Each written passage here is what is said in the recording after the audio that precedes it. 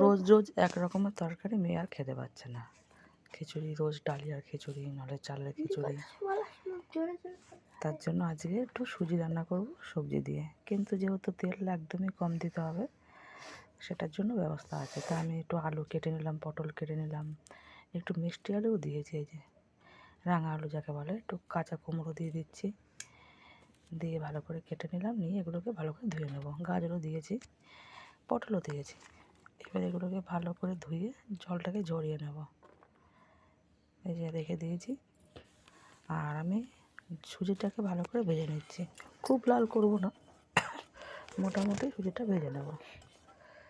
সুজিটা বেশ ভেজে নিচ্ছি, ভেজে নিয়ে এটা নামিয়ে নিলাম। নামিয়ে সামান্য একটু তেল দিয়ে, যেহেতু তেলটা একদমই কম তার জন্য আমি কড়াইটা কাত করে ভেজে নিলাম। বাদামটা ভেজে নিয়ে একটু সর্ষে দিয়ে সবজিটাকে দিয়ে দিলাম, দিয়ে বেশ নাড়াচাড়া দিচ্ছি। নাড়াচাড়া দিয়ে লবণ দিয়ে দিলাম পরিমাণ মতো, দিয়ে ঢেকে দিলাম। ভাপে ভাপে হবে, যেহেতু তেল কম একটু ভাজতে খুব অসুবিধা হচ্ছে, তাই ভেবে ঢেকে ঢেকে ভাজছি। এবার লঙ্কা দুটো দিলাম, একটু মটরশুঁটিও দিয়ে দিলাম, দিয়ে আবার ভালো করে ভেজে নিচ্ছি। ভেজে নিয়ে সুজিটাকে দিয়ে দিলাম, সুজি আর বাদামটা দিয়ে বেশ নাড়িয়ে চাড়িয়ে নিলাম।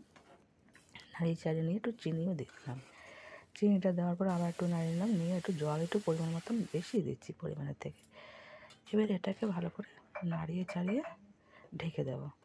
ঢাকা হয়ে গেছে, তুলে দিলাম ঢাকনাটা, বেশ দেখলাম ভালো করে হয়ে গেছে সুজিটা। এবার নাড়িয়ে চাড়িয়ে জলটা একটু শুকোবে, আমি নামিয়ে নেবো। এই শুকিয়ে এসছে, এবার নাড়িয়ে নেবো। এটা খেতে কিন্তু খুব ভালো লাগবে। এটা কিন্তু উপমা না, উপমা তো অনেক কিছু দেয়, এটার মধ্যে উপমার মধ্যে কেউ নিশ্চয়ই দেয় না, কুমড়ো দেয় না। আর আমার মেয়ে খাচ্ছে, খুব সুন্দর লাগছে খেতেও।